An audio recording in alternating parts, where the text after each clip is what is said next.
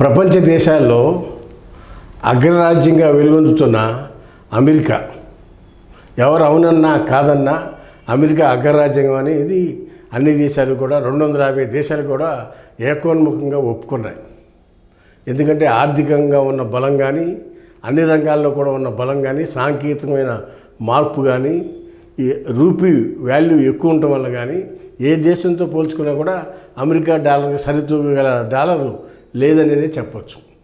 అలాంటి పరిస్థితుల్లో మన జనవరి 20 నాడు రెండోసారి దేశానికి ప్రెసిడెంట్ అయ్యాడు డొనాల్డ్ ట్రంప్. మధ్యలో ఒకసారి ఓడిపోయినా రెండోసారి తిరిగి అత్యధిక మెజార్టీతో ట్రంప్ను గెలిపించుకున్నారు అమెరికన్ సిటిజన్స్. ఎందుకు గెలిచాడు అమెరికాలో రెండోసారి ట్రంప్ అని అనుకోవచ్చు. మొదటిసారి వివాదాల కేంద్ర బిందువు అయ్యాడు 4 ఏళ్ల పాటు. అయినా సరే రెండోసారి ఎందుకు ఓటేశారని కూడా అనుకో ఉండవచ్చు. అయితే అమెరికాలో ఉండే ప్రజల యొక్క ఆకాంక్షకు అనుగుణంగా ట్రంప్ పరిపాలన చేశాడు.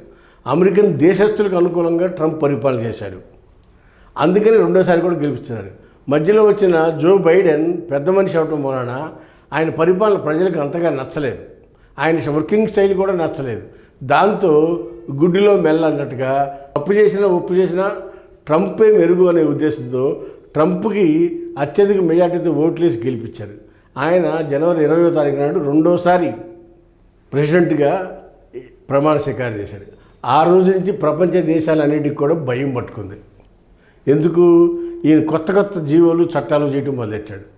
అలాంటి చట్టమే భారతదేశస్తులు కానీ ప్రపంచ దేశస్తులు కానీ ఎక్కడైనా సరే ఆ దేశంలో ఉంటే ఎన్ఆర్ఐ, ఆ దేశంలో ఉండే ఎన్ఆర్ఐలు అందరూ కూడా వాళ్ళ దేశంలోకి డబ్బు పంపిస్తే ఆ డబ్బు మీద లక్షకి 5,000 రూపాయలు ట్యాక్స్ కట్టాలి. అది ఎవరికి? అమెరికన్ గవర్నమెంట్కి కట్టాలి. ఆ విధమైన చట్టాన్ని ఒకదాన్ని తీసుకొచ్చాడు ఇటీవల ట్రంప్.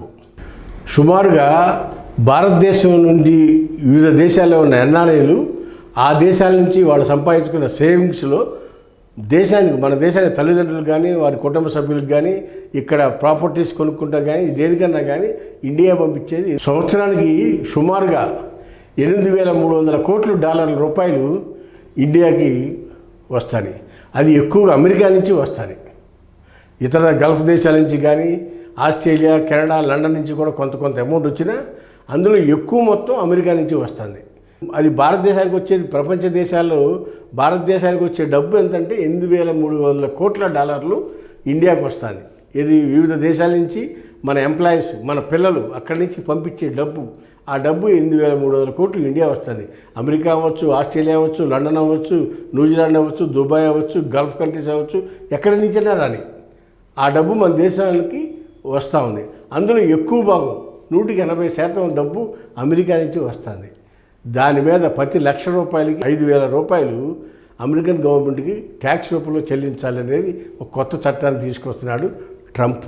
మే 26వ తారీఖుకి దాన్ని పార్లమెంట్లో పెట్టి బిల్లు చేయాలనేది లక్ష్యంగా ఉన్నారు. హాయ్ ఫ్రెండ్స్, మా ఫ్యూచర్ టుడే ఛానల్ చూస్తున్నందుకు చాలా థ్యాంక్స్. మరిన్ని లేటెస్ట్ వీడియోస్ కోసం వెంటనే సబ్స్క్రైబ్ చేయండి. అలాగే ఈ బెల్ ని కూడా రింగ్ చేసేయండి. మా లేటెస్ట్ వీడియోస్ నోటిఫికేషన్స్ అన్నీ మీ మొబైల్లో వస్తాయి. మా వీడియోస్ మీకు నచ్చితే లైక్ చేయండి, షేర్ చేయండి, నచ్చకపోతే కామెంట్ చేయండి.